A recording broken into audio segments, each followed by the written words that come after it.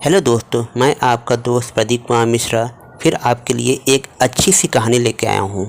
दोस्तों, हम लोग तो हमेशा दूसरों लोगों की मदद करते हैं, लेकिन क्या आप लोग को ये पता है कि किसी ने मदद ही नहीं की, उससे तो हमेशा के लिए रिश्ता जोड़ लिया। अगर आप लोग को इस बारे में अगर जानकारी जानना है तो इस वीडियो को ज़रूर देखिए। उम्मीद है आप लोग को पसंद आएगा।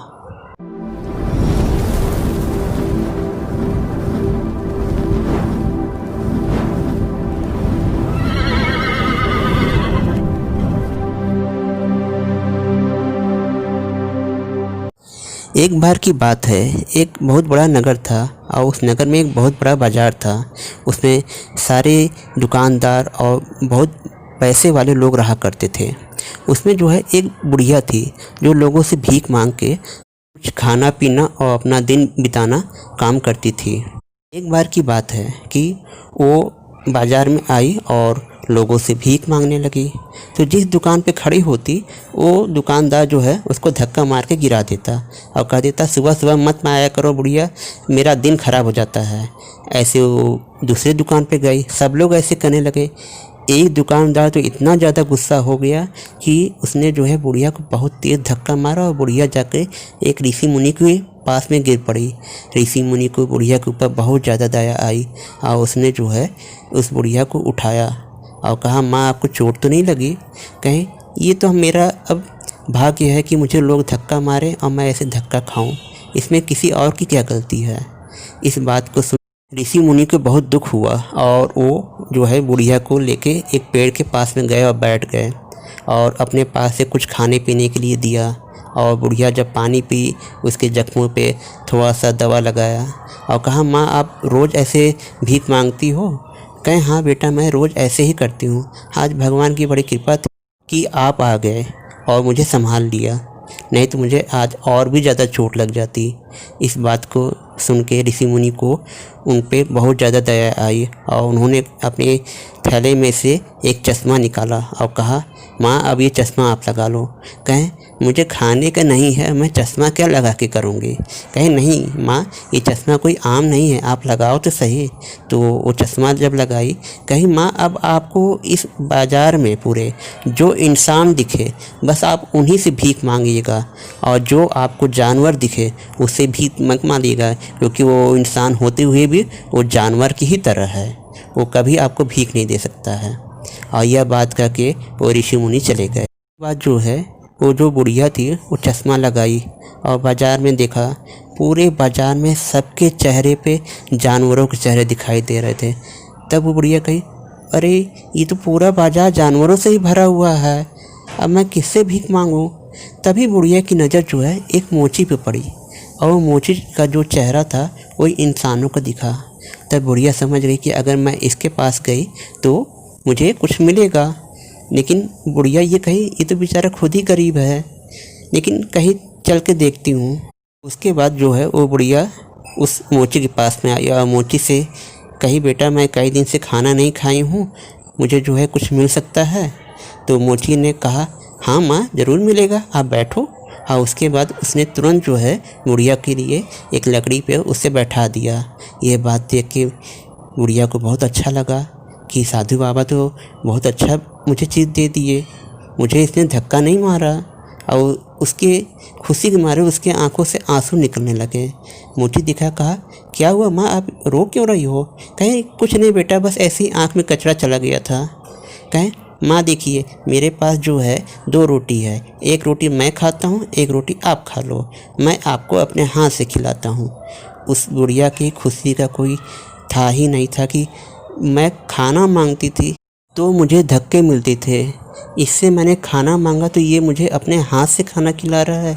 ये लगता है ये इंसानों में देवता की तरह है। और उसके बाद जो है मोची और बुढ़िया दोनों एक साथ खाना खाए और खुशी खुशी वहीं पे बातचीत करने लगे। मोची ने कहा, माँ आज मैं था तो आपको मैंने कुछ खिला दिया, लेकिन कल आप फिर भीख मांगोगी, ये बात मुझे अच्छा नहीं लग रहा है।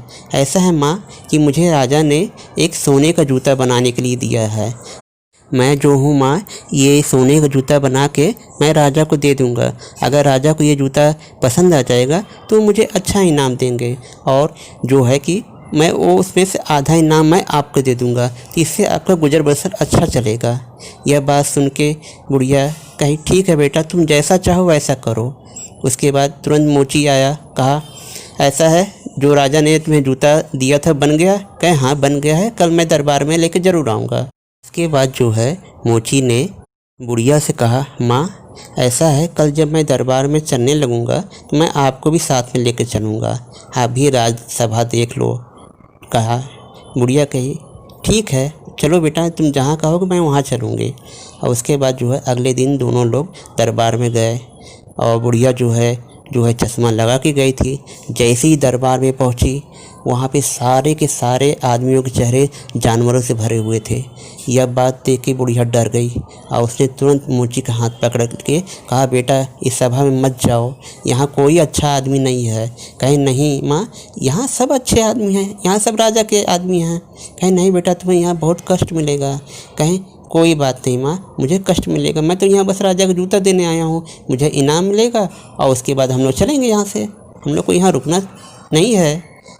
तब उसके बाद जो है वह बुढ़िया और मुंशी दोनों सभा में आए। उसके बाद जो है राजा जो है सभा में आए और अपने सिंहासन में बैठ गए। राजा को बुढ़िया देख के और डर गई, क्योंकि उसके चेहरे पर तो उसको दो दो जानवर लग रहे थे। तुरंत उसने मोची से कहा अरे ये राजा नहीं है, ये इन लोग से भी ज़्यादा बड़ा दुष्ट है। तो मोची कहा माँ आप चुप रहो, बस मुझे अपना इनाम लेने दो। उसके बाद जो है वो फिर शांत हो गई। राजा कहा मोची मेरा सोने का जूता बन गया? कहे हाँ महाराज बन गया है, ये लीजिए, मैं अपने हाथों से आपके पैरों में पहना देता हूँ। और उसके बाद मोची तुरंत दौड़ के गया, पहना दिया। तो फिर उसके बाद उसे जूता थोड़ा सा अच्छा लगा, तो उसने मोची से कहा वाह मोची, तुमने तो बड़ा अच्छा जूता बनाया है, तुम्हें तो काफ़ी खुश किया मुझे। उसके बाद जो है मोची मुस्कुराया और नीचे चला आया और माँ के पास कहा देखिए माँ, राजा को जूता अच्छा लगा है, अब तो हमें अच्छा इनाम मिलेगा। तो कही अरे नहीं बेटा, तुमने गलत आदमी को जूता पहना दिया है, ये कोई इनाम नहीं देगा। ये बात इतने में राजा ने सुन लिया और राजा ने कहा ऐ मोची, ये बुढ़िया क्या बोल रही है, तुम मुझे बताओ जल्दी से। कहे अरे नहीं नहीं, ये तो खुद ही दुखियारी है, क्या आप इसे डांट रहे हैं, गलती मेरी है, मैंने इनको लेके आ गया है, आप इनको कुछ मत कहिए, ये कुछ नहीं कहती हैं। लेकिन राजा माना नहीं और उसने बुढ़िया को अपने पास बुलाया और बुढ़िया से कहा क्या तुमने कहा उसके कान में? तो बुढ़िया ने कहा मैं अपने इस मोची को यही कह रही थी कि इस सभा में मत आओ, इस सभा नहीं है, ये पूरे जानवरों का पूरा भरा हुआ है। तो उसने राजा की ये बात सुन के बहुत आश्चर्य हुआ। कहे बुढ़िया तुम्हारा दिमाग ख़राब हो गया है, यहाँ इतने इंसान भरे हुए हैं और तुमको सब जानवर दिखाई दे रहे हैं? तो बुढ़िया ने कहा ये तो सब इनके चेहरे पर तो मुझे एक जानवर दिखाई दे रहा है, तुम्हारे चेहरे पर मुझे दो दो जानवर दिखाई दे रहे हैं। यह बात सुन के राजा के तो गुस्से का कोई सीमा ही नहीं रह गई और उसने बहुत ज़ोर से डांटा। बुढ़िया डर गई और मोची डर गया। कहें ये किसको लेके आए हो तुम, ये मुझे दो दो जानवर के सिर वाला बोल रही है? तब उसके बाद बुढ़िया फिर कही हाँ राजा साहब, आपके सिर पे एक नहीं दो दो जानवर के हैं। कहें कौन दो जानवर हैं? कहें एक है शेर का और दूसरा है लोमड़ी का। उसके बाद जो है राजा फिर और गुस्सा उसका बढ़ गया। कहें ये सब बात तुम कैसे कह सकती हो, अगर इसे साबित कर दिया तो मैं तुम्हें इनाम दूंगा, अगर तुम इसे साबित नहीं कर पाई तो मैं इसी सभा में मैं तुम्हारी तलवार से गर्दन काट डालूंगा तुम दोनों की। तो बुढ़िया कही मुझे पता था, इसलिए तो मैं इसकी मना कर रही थी कि तुम मत आओ यहाँ पे। कहें बताओ तुम कैसे ये बात कह सकती हो? तब बुढ़िया ने उस बाज़ार की सारी बात बताई कि एक ऋषि मुनि मिले थे मुझे, उन्होंने एक चश्मा दिया था, मैंने चश्मा पहना तो उन्होंने ये कहा कि इस चश्मे से जो इंसान दिखे तुम उसी से भीख मांगना, और जो जानवर का चेहरा दिखे उससे भीख मत मांगना, क्योंकि वो इंसान नहीं, वो सचमुच का जानवर ही होगा। और ऋषि मुनि बहुत तेजस्वी थे। यह बात सुन के राजा कहा वो चश्मा तुम मुझे दो, मैं भी देखना चाहता हूँ कि क्या हकीकत में तुम सही कह रही हो कि तुम ऐसे ही कह रही हो। उसके बाद उस चश्मे को राजा ने खुद लगाया और शीशे में देखा, खुद उसे देख के आश्चर्य हुआ कि उसके शरीर पे दो दो जानवरों के चेहरे थे, एक शेर का, एक लोमड़ी का। और उस सभा में जो है जब उसने देखा, पूरे पूरे जानवर के चेहरे के भरे हुए इंसान खड़े थे। सिर्फ एक बुढ़िया और एक मोची बस इंसान थे, बाकी सब जानवर भरे थे। यह बात देख के राजा अपने गलती का इतना बड़ा पछतावा किया कि उसने जो है पूरी सभा में मोची और बुढ़िया से माफ़ी मांगा। और उसके बाद जो है उसने सभा विसर्जित कर दिया और मोची और बुढ़िया को अपने महल में लेके आया और मोची को अपना विशेष मंत्री बना लिया और बुढ़िया को राजमाता बना लिया। और जितने भी सभा में लोग थे उन्होंने सब लोग को कहा कि आज के बाद जो भी जानवर जैसी प्रवृत्ति करेगा उसके मैं सर कलम करूँगा, नहीं तो तुम सब लोग अपनी अपनी आदत सुधार लो। उसके बाद जो है दोस्तों, उस बुढ़िया को जो वो ऋषि मुनि ने जो चश्मा दिया था और वो बुढ़िया और मोची की वजह से जो है एक पूरा राज्य अच्छा हो गया। और बुढ़िया की साहस और मोची की दयालु भाव की वजह से जो है एक पूरा राज्य अच्छा हो गया। दोस्तों, अब मैं अपनी बात यहीं समाप्त करता हूँ। उम्मीद है आप लोग को मेरा ये वीडियो पसंद आया हो। अगर पसंद आया हो तो एक लाइक तो बनता है। इसे ज़्यादा से ज़्यादा लाइक करें, शेयर करें और मेरे चैनल को सब्सक्राइब करें। बेल आइकन को दबाना मत भूलिएगा, नहीं तो मेरे आने वाली कहानियों के नोटिफिकेशन आप लोग को नहीं मिलेंगे। अब मैं आप लोग से इजाज़त लेता हूँ। अगली कहानी में फिर मिलूँगा, तब तक के लिए नमस्कार।